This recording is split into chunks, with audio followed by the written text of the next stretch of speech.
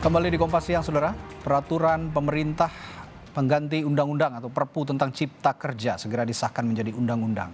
Tapi Perpu masih menuai perdebatan, terutama soal ketenaga kerjaan.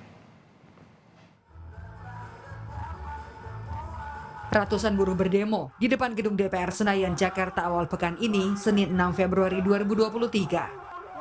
Demonstrasi buruh dilakukan agar anggota Dewan tidak mengesahkan peraturan pemerintah nomor 2 tahun 2022 tentang Cipta Kerja alias Perpu Ciptaker menjadi undang-undang. Penolakan keras bahwa DPR menyetujui Perpu menjadi undang-undang.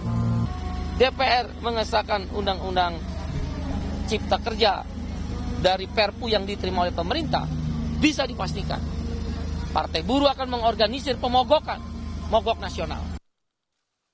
Perpu Ciptaker dibuat di ujung tahun 2022 oleh pemerintahan Joko Widodo.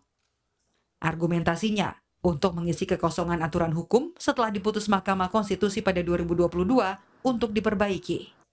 Kata Menko Perekonomian Erlangga Hartarto, Perpu segera disahkan menjadi undang-undang setelah komunikasi dengan fraksi-fraksi di DPR. Perpu Cipta Kerja sedang akan dibacakan di paripurna. Kita sedang menunggu proses pembacaan di paripurna. Seberapa optimis Pak? Dan ini sudah kita komunikasikan dengan fraksi-fraksi. Soal Perpu Ciptaker, Litbang Kompas juga menggelar jajak pendapat pada Januari 2023. Apakah publik yakin Perpu Ciptaker mewakili aspirasi masyarakat? Hasilnya, 60,5% menjawab tidak mewakili, 30,5% mewakili, dan 8,9% tidak tahu. Perpu nomor 2 tahun 2022 diteken Presiden Joko Widodo pada Desember 2022 untuk menggantikan Undang-Undang Cipta Kerja yang dinyatakan inkonstitusional bersyarat oleh Mahkamah Konstitusi.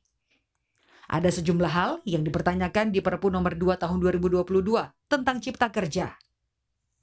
Di antaranya, Pasal 58 ayat 1, Perjanjian kerja waktu tertentu atau PWKT tak syaratkan masa percobaan kerja. Karyawan pun berpotensi dikontrak berkali-kali. Pasal 64 ayat 1, perusahaan dapat menyerahkan sebagian pekerjaan ke perusahaan lain. Tak ada batasan jenis pekerjaan outsourcing. Kemudian pasal 88D ayat 2, upah minimum mempertimbangkan pertumbuhan ekonomi dan inflasi. Formula UMR bisa berubah kapan saja.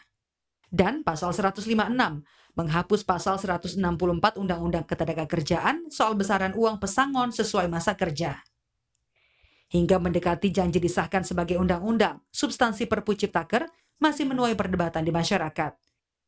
Di antaranya terkait upah minimum, pekerjaan alih daya atau outsourcing, hingga pesangon.